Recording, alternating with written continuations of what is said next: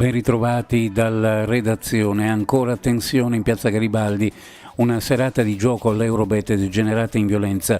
Un uomo tra i 30 e i 40 anni, esasperato da una consistente perdita alle macchinette, ha aggredito un altro avventore all'interno della sala. L'episodio è avvenuto intorno alle 20 di ieri, con i due stranieri nascosti alla vista dal muretto della piazza. Dopo il diverbio entrambi hanno lasciato l'area, ma l'aggressore è poi rientrato nella sala giochi per recuperare le chiavi di casa. Sul posto sono intervenuti i carabinieri, lo hanno identificato all'interno dell'esercizio. I titolari delle attività della zona denunciano uno stato di esasperazione crescente. I carabinieri della stazione di Codroipo, ieri supportati dal nucleo cinofili di Torreglia, hanno effettuato controlli antidroga in 2 istituti superiori della città. Gli studenti sono stati temporaneamente fatti uscire dalle aule, mentre i militari, insieme al pastore tedesco Corina, verificavano gli ambienti scolastici per prevenire consumo e spaccio di sostanze tra i giovani. Il fiuto del cane antidroga si è rivelato decisivo in un istituto. Corina si è fermata davanti ad uno studente insospettita dell'odore proveniente dalla felpa. La perquisizione personale ha permesso di sequestrare circa 40 grammi di hashish, mentre l'ispezione domiciliare ha portato al rinvenimento di un bilancino di precisione. Il parere favorevole del Consiglio delle Autonomie Locali apre la strada all'adozione definitiva della delibera della Giunta regionale che programma le risorse del Fondo Unico per l'inclusione delle persone con disabilità destinate al Friuli Venezia Giulia per il 2025. Si tratta di un passo fondamentale per promuovere progetti innovativi a favore delle persone con disturbi del neurosviluppo e dello spettro autistico, puntando all'autonomia e al miglioramento della qualità della vita. Lo ha dichiarato l'assessore regionale alla salute e disabilità Riccardo Riccardi, commentando il via libera del Consiglio alla programmazione regionale delle risorse nazionali. La nuova classificazione dei comuni montani prevista dalla normativa nazionale non comporta modifiche significative alle principali misure di supporto ai territori. Dall'analisi dei provvedimenti collegati emerge un'ampia continuità rispetto ai benefici e agli strumenti già in uso. Così l'assessore regionale alle risorse agroalimentari, forestali e ittiche Stefano Zanier, durante l'incontro a Udine con i rappresentanti dei comuni interessati dalla nuova perimetrazione introdotta dalla legge 12 settembre 2025 numero 131. All'incontro hanno partecipato anche gli assessori Barbara Zilli, Finanze, Alessia Rosolin, Lavoro e Istruzione, Pierpaolo Ruberti, Autonomie Locali, che hanno illustrato gli effetti della classificazione nei rispettivi ambiti. Nonostante la partecipazione ridotta, l'interregionale di maratona a San Giorgio, valido anche come campionato mondiale FVG a una settimana dal campionato italiano, ha offerto sfide interessanti. Alcune finali hanno visto la presenza di un solo concorrente a causa dell'assenza dei principali junior impegnati nel raduno nazionale di Tirrenia. Il duello tra SKC Monfalcone e CMM Nazario Sauro ha dominato la scena, con 2 società che hanno conquistato 3 titoli regionali ciascuna. Tuttavia, la somma di argenti e bronzi ha premiato il club triestino. Buone prestazioni anche per i giovani talenti della società presenti sulle acque della Ussa Corno. In chiusura uno sguardo alle previsioni meteorologiche per la giornata. Tempo incerto con nuvolosità variabile. In giornata possibili piogge sparse intermittenti, in genere deboli. Dal pomeriggio sera le piogge saranno più probabili e saranno in genere moderate, localmente forse anche abbondanti. Possibili rovesci temporaleschi, nevicate oltre i 1400-1600 metri di quota, possibili foschie o nebbie su pianura e costa, specie nelle ore notturne. Per quanto riguarda le temperature, minime in pianura fra 6 e 9, sulla costa fra 8 e 11 gradi, le massime fra 12 e 15 gradi in pianura e sulla costa fra 12 e 14 gradi centigradi. Previsioni a cura di ARPA e FVG Meteo, ed è tutto per il momento con l'informazione. Grazie per averci seguito, a più tardi.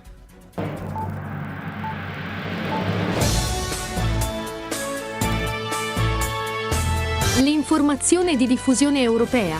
Oggi hanno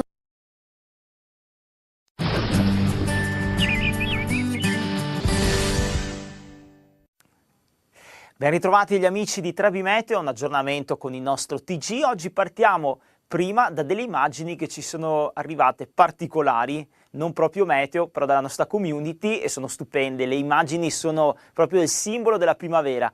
piante in fiore. La prima, siamo a Bologna, il nostro utente ce l'ha inviata, presumo siamo proprio nel giardino di casa sua, con questa stupenda mimosa in fiore. Andiamo invece poi a Brescia, perché anche qui è un tripudio di alberi in fiore, bellissima anche questa immagine, e poi ci spostiamo a Milano, in zona via Forze Armate, stupendo anche quest'albero in fiore. Ovviamente scriveteci poi che tipo di alberi sono questi alberi in fiore, perché io poi non sono così preciso, e soprattutto, se ne avete ancora, inviateci le immagini nella nostra community. Noi le mettiamo in onda, appunto, non solo meteo, ma anche qualcosa di attinente, di simile. Andiamo però a vedere la situazione dal satellite, che ci mostra in queste ore 2 perturbazioni in atto sull'Europa centro-occidentale, un vortice tra la Spagna e il Nord Africa, un altro sistema depressionario sulle isole britanniche. Proprio questo fronte, questa perturbazione, valicherà l'area alpina durante la serata, porterà delle piogge tra questa notte e domani su parte della nostra penisola, principalmente nord-est e regioni centrali. Andiamo quindi a vedere la situazione con l'aiuto della mappa delle precipitazioni, con piogge tra questa notte fino alla prima mattinata di domani tra Lombardia, nord-est, soprattutto la pianura veneta, Emilia-Romagna, Levante Ligure, Levante fino a Savona, e poi osservate anche sulle regioni centrali. Nel corso di giovedì pomeriggio difatti sarà maltempo al centro, con piogge anche qualche temporale, il nord inizia a liberarsi con dei bei rassenamenti, e mentre per il sud, dopo una bella mattinata di giovedì, durante il pomeriggio osservate sulle aree interne la formazione di qualche improvvisa pioggia, qualche fenomeno. Il tutto con venti in rotazione di libeccio sull'Alto Tirreno, poi invece nel corso della serata di giovedì e soprattutto venerdì mattina rotazione ciclonica, perché il minimo traslerà dall'Alto Tirreno verso il Tirreno meridionale. Andiamo a dare uno sguardo alle temperature, perché comunque sarà una giornata nonostante tutto piacevole, minime che a fatica in pianura scendono sotto i 10 gradi, notate anche al centro-sud, a parte le aree più interne appenniniche, altrove minime attorno ai 9-12 gradi sulle aree di mare. Durante il pomeriggio massime che aumenteranno fino a 17-18 gradi al nord-ovest, come Milano-Torino, un po' più bassa la parte del centro dove ci saranno dei fenomeni, siamo attorno ai 14-15 gradi, il sud ancora 17-18 gradi. Insomma, comunque su un po' tutta Italia ormai le temperature sono primaverili, non notiamo all'orizzonte ondate di gelo tardiva. Diamo uno sguardo poi invece al fine settimana, perché venerdì il minimo di bassa pressione in formazione nel corso di giovedì sarà posizionato sul Tirreno meridionale, inizialmente giornata soleggiata sull'Italia, poi durante il pomeriggio improvvisi piovaschi sull'Appennino centro-meridionale e le 2 isole maggiori, al nord invece bel tempo a parte la nebbia di notte. E per concludere invece il weekend, perché sabato si sgancerà dal flusso oceanico questo minimo di bassa pressione, ma avrà come target il Nord Africa, Algeria e Tunisia. Sarà molto ai margini la nostra penisola. Ad ora le aree che dovrebbero rischiare più pioggia sabato saranno il nord-ovest e le 2 isole maggiori, soprattutto la Sardegna. Rimanete aggiornati, perché la traiettoria di questo minimo depressionario non è ancora ben delineata. Tutti gli aggiornamenti ovviamente scaricando l'app di Travimeteo, oppure ci sono articoli dedicati sul nostro sito web.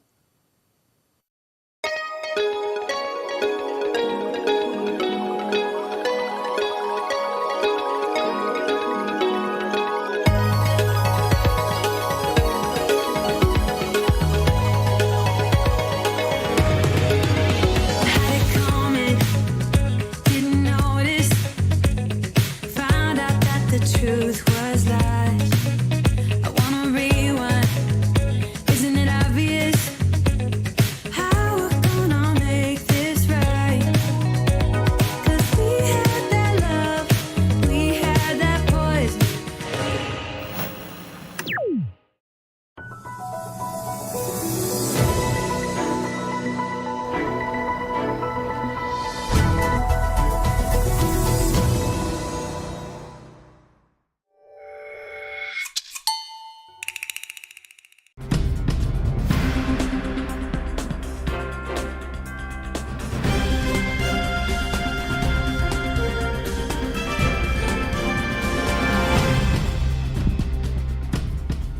Buonasera dal TG. A Rovigno un nuovo passo concreto per rafforzare l'istruzione in lingua italiana.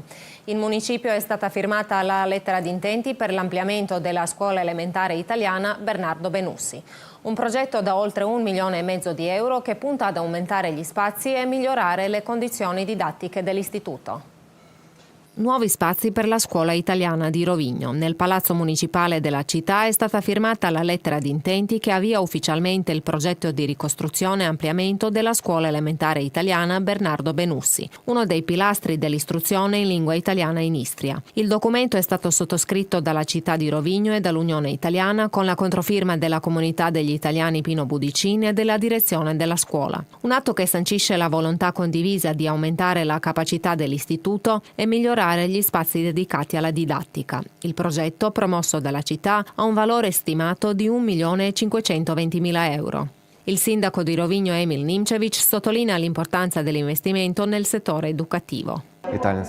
Si tratta davvero di un momento speciale non solo per la città di Rovigno ma per tutta la regione istriana. Tutti sappiamo che cosa rappresenta la suppa istriana nella tradizione e nella vita della gente dell'Istria e per l'identità della nostra regione. Fin dall'inizio il nostro desiderio è stato quello di trasmettere alle generazioni più giovani le tradizioni e le specialità gastronomiche che un tempo erano presenti sulle nostre tavole affinché questa tradizione non vada mai perduta. È un ampliamento che verrà realizzato grazie a questo finanziamento della città e dell'Unione Italiana non solamente nella parte edilizia ma anche nella abilitazione degli spazi con gli arredi scolastici e con le attrezzature che verranno messe a disposizione per la realizzazione delle discipline specifiche.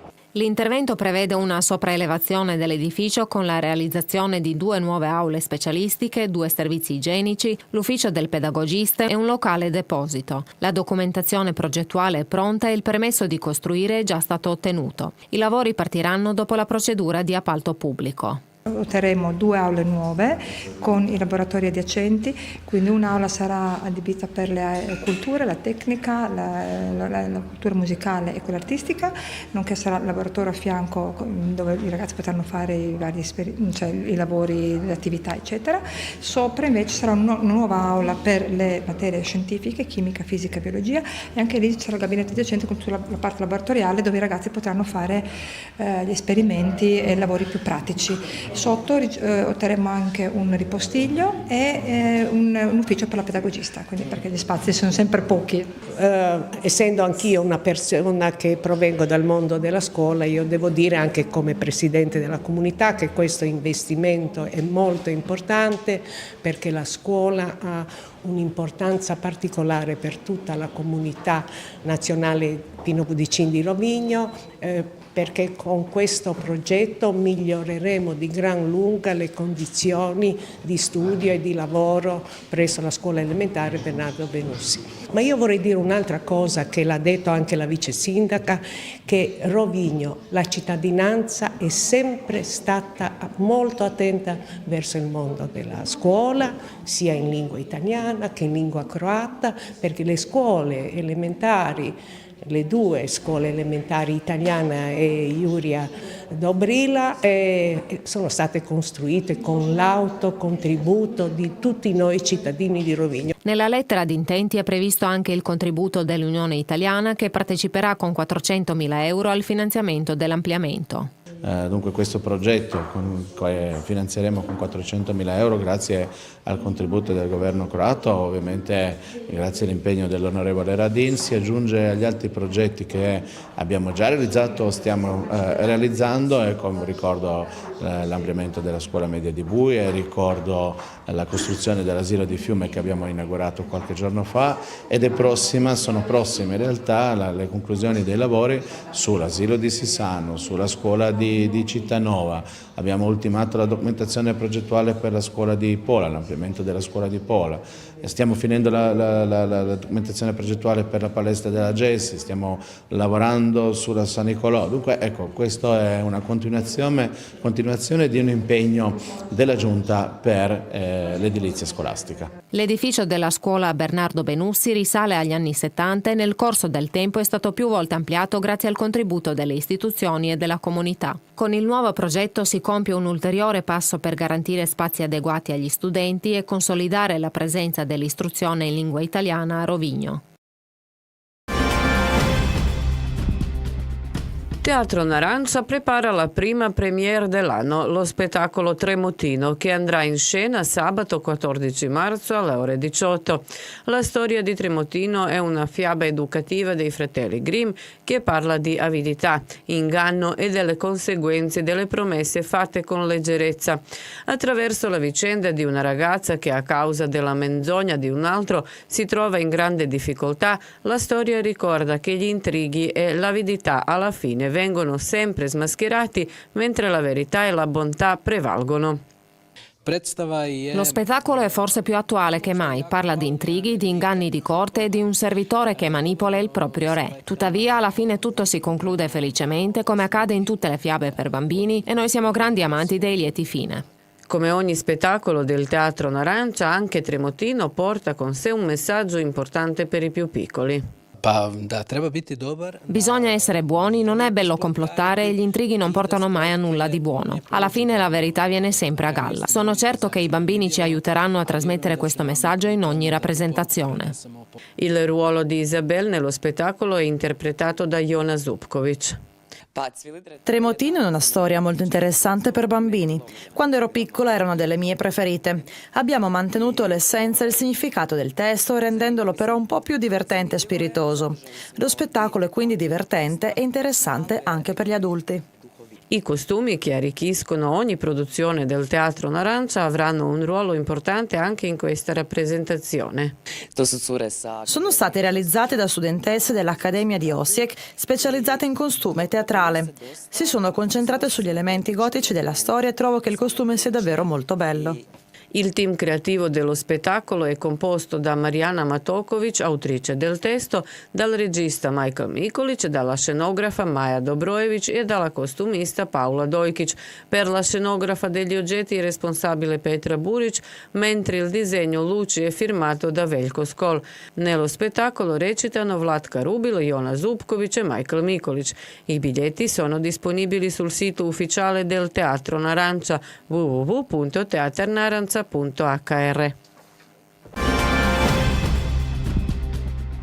Notizie flash. A Fiume si celebra l'Italian Design Day con l'incontro Redesign, rigenerare spazi, oggetti, idee e relazioni, promosso dal Consolato Generale d'Italia.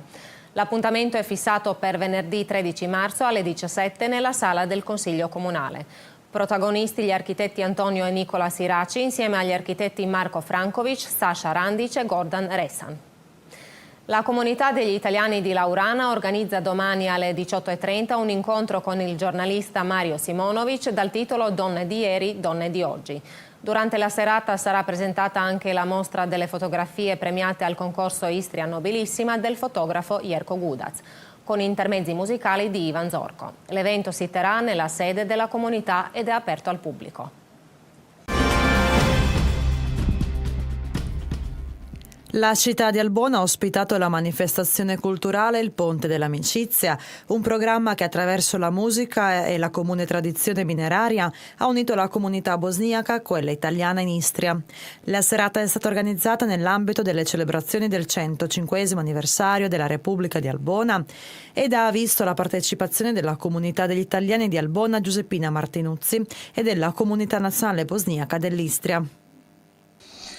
Oggi celebriamo e rafforziamo un ponte di amicizia, un ponte che in realtà non nasce oggi, ha fondamenta solide, costruite nel tempo dai nostri avi, dai nostri padri, dai nostri nonni, bisnonni, che con il loro duro lavoro, per molti lavoro nelle miniere, hanno edificato una società, ma una società fondata su profondi valori di solidarietà, di mutuo soccorso e su quello speciale senso di fratellanza che i minatori chiamavano spirito di camerati.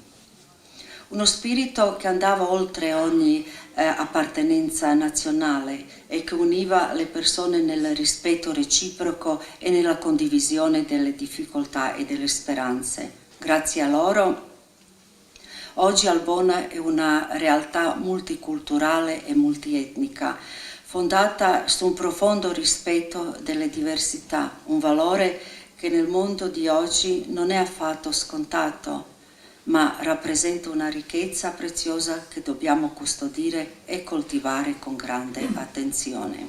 La parte musicale della serata è stata aperta dal coro della Comunità degli Italiani di Albona Giuseppina Martinuzzi, che ha eseguito i brani Amici miei, Guarda la luna e La rondinella.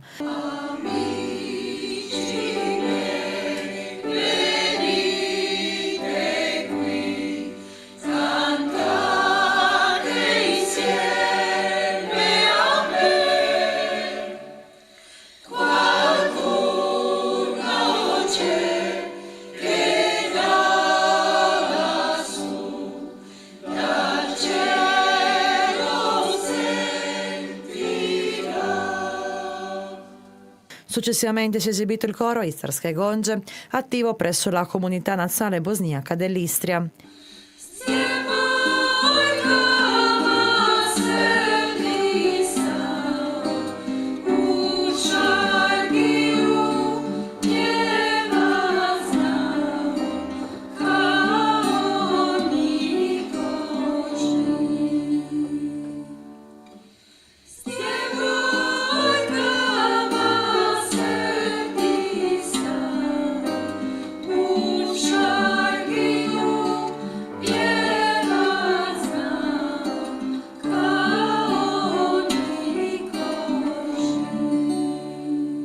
Al termine del programma sono state consegnate le targhe di ringraziamento, i doni simbolici ai partecipanti, tra cui la direttrice del coro Istarske Gonje, Laria Tatar, la direttrice dei cori Genanna Giuleppa Levak, la giovane pianista Natali Horvat e l'ambasciatrice Elma Kovacevic-Baital. Che bel tutti insieme è stato il titolo dell'ultimo incontro canoro e recitatorio delle 4 comunità degli italiani dell'Umaghese. Oltre alla Fulvio Tomizza di Umago, a darsi appuntamento pure le consorelle di Matterada, Salvore e San Lorenzo Babici. Luogo quest'ultimo dove si è svolta la bella serata.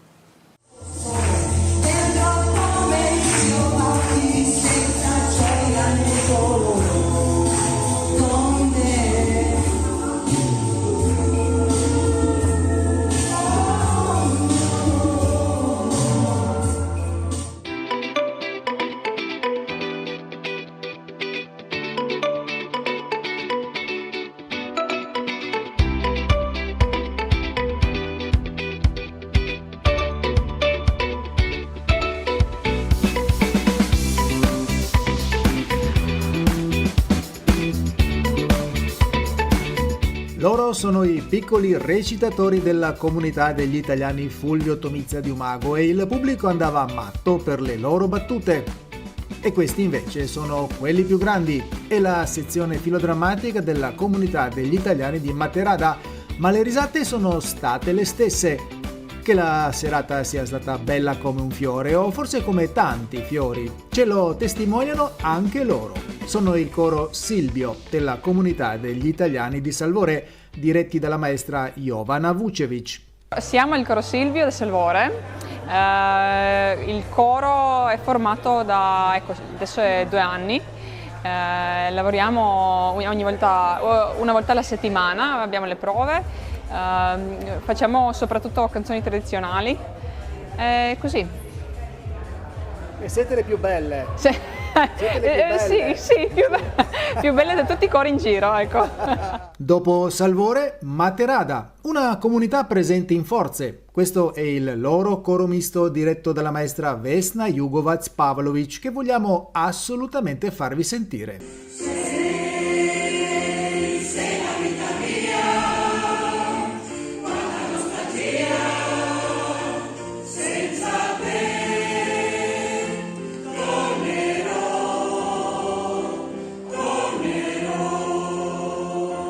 Prima di proseguire questa nostra ricca carrellata dall'Umaghese, però, d'obbligo svelarvi che l'invito alle donne in occasione dell'8 marzo non è mancato.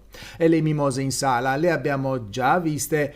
Quello che però non abbiamo ancora visto è il coro di casa diretto dalla maestra Giulia Fonzari.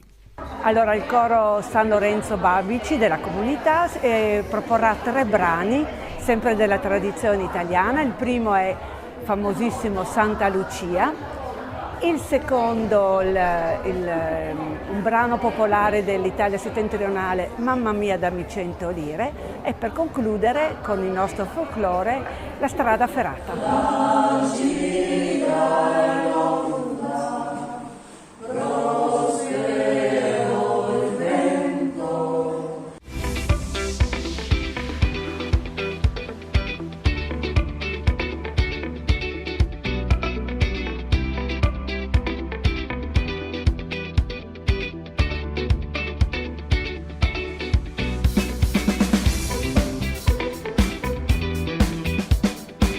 Il coro più grande e quello con indubbiamente più esperienza proveniva dalla Fulvio Tomizza di Umago. Diretto dal maestro Walter Lonigro, questa formazione canora tra poco, pensate, compirà il suo primo mezzo secolo di attività. Complimenti ai tanti validi attivisti appena giunti e a quelli di lunga data. Non lasciamo però ancora gli umaghesi e abbiamo voluto saperne di più sulla riunione delle emozioni, il lavoro del gruppo filodrammatico giovanile che è stato tutto fuorché facile. Da una parte sembra facile crescere, invece durante questa scenetta si capisce che alla fin fine è molto difficile crescere e che tante emozioni si aprono e dentro di noi succede praticamente un patatrac. Ecco. Ci ricordiamo ancora delle più belle? Senza togliere nulla agli altri, ovviamente non potevamo dimenticarci di loro. Siamo passati a salutare il coro salvorino. Siamo anche ripassati a salutare Alessandro Gerbaz e Franco Benolic della giovanissima sezione filodrammatica matteradese e non potevamo assolutamente non rivedere chi il nostro servizio lo ha aperto, Sandra e Anna Maria della comunità di casa. In fondo questa era una serata al femminile. Pianeti dispersi per tutti i uomini così diversi. Ed è tutto dal TG, grazie dell'attenzione e buona serata.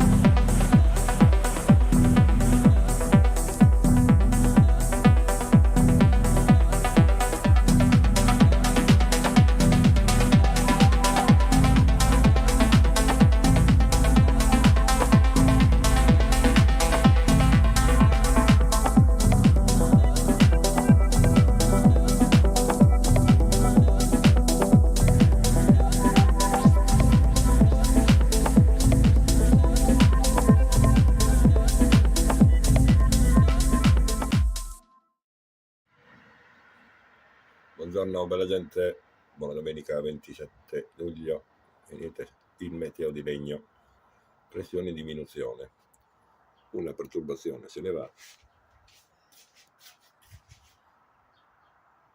spazio a una rimonta anticiclonica, ma pomeriggio sera altra perturbazione nord-atlantica fino a martedì, quindi freddo, tutto a posto, tutto a posto. Alpi Giulia, cimitero, lasciamo perdere. Buona buona domenica. Anzi, spinosa.